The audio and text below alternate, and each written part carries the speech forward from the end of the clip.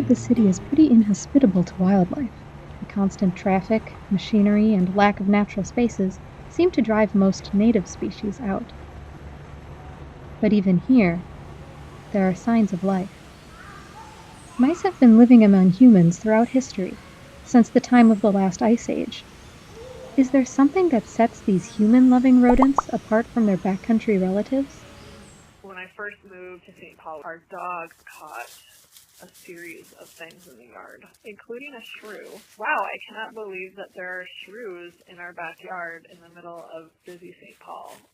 So that sort of got me thinking, how are these mammals that we normally think about as, thriving in less developed areas, how are they surviving in association with humans? That was Emily Snellrud, a researcher at the University of Minnesota.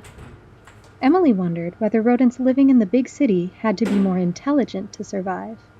To find out, Snellrud measured the skulls, or brain cases, of mice and other rodents collected over the last 100 years. If the city rodents had bigger skulls, then they had bigger brains, and it would mean that intelligence gives animals an edge in urban areas.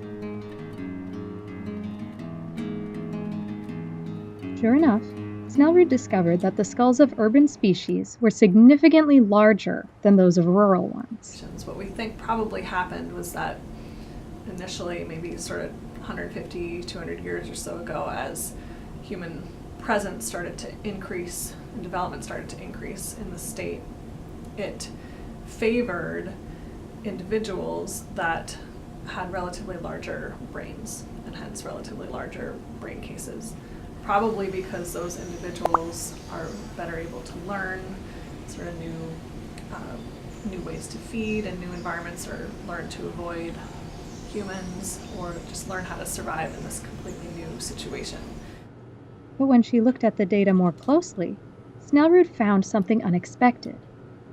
The big brains of city mice were shrinking as time went on. That is, the mice living in cities in the early 1900s had bigger brains than the mice living in cities today.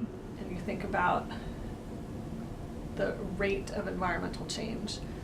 The evolution of really complex innate behaviors takes a long time, whereas learning is rapid. It can happen within an individual's lifetime.